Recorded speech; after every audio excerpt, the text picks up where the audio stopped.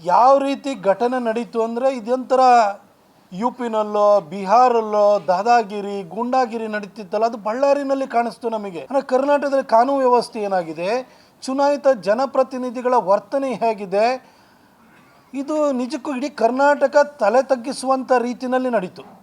ನಾನು ಮಾನ್ಯ ಮುಖ್ಯಮಂತ್ರಿ ಸಿದ್ದರಾಮಯ್ಯನವರಲ್ಲಿ ಕೇಳ್ತೀನಿ, ಹಾಗೂ ನಮ್ಮ ವಿಧಾನಸೌಧದ ಸ್ಪೀಕರ್ ಆಗಿರುವಂಥ ಖಾದರ್ ಅವ್ರನ್ನು ಕೇಳ್ತೀನಿ.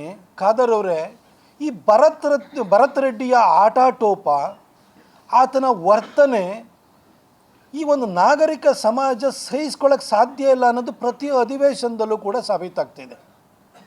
ಜನಾರ್ದನ್ ರೆಡ್ಡಿ ಚುನಾಯಿತ ಪ್ರತಿನಿಧಿ, ನೀವು ಹಿನ್ನೆಲೆ ಪೂರ್ವಾಪರ ಅದನ್ನೆಲ್ಲ ಚರ್ಚೆ ಮಾಡೋವಂಥದ್ದಲ್ಲ. ಜನಾರ್ದನ್ ರೆಡ್ಡಿ ಅವರನ್ನು ಮೊನ್ನೆ ಬೆಳಗಾಮಲ್ಲಿ ನಡೆದಂಥ ಅಧಿವೇಶನದಲ್ಲಿ ಏಕವಚನದಿಂದ ಈ ಭರತ್ ರೆಡ್ಡಿ ನಿಂದಿಸ್ತಾ ಇದೆ. ಫಸ್ಟ್ ಟೈಮ್ ಆಯ್ಕೆ ಆಗಿರೋಂಥ ಮನುಷ್ಯ ಏನು ಅಷ್ಟೊಂದು ಬಳ್ಳಾರಿ ಮೂಲದಿಂದ ಬಂದಾದ ಕೂಡಲೇ ದುಡ್ಡಿನ ಮದ ಅಷ್ಟೊಂದು ಇರುತ್ತಾ? ಅಲ್ಲಿ ಏಕವಚನದಲ್ಲಿ ನಿಂದಿಸಿದ್ರು ಕೂಡ ಇದು ಈ ಥರದೊಂದು ಘಟನೆ ಏನಾದರೂ ಸಂಸತ್ತಲ್ಲಿ ನಡೆದಿದ್ರೆ ಅಲ್ಲಿಂದಲೇ ಕಡತದಿಂದ ಹೊರಗಡೆ ಆಗ್ತಾಯಿದ್ರು, ವಾಗ್ದಂಡನೆ ನಡೀತಾ ಇತ್ತು, ಸ್ಪೀಕರ್ ಜಾಡಿಸ್ತಾ ಇದ್ರು.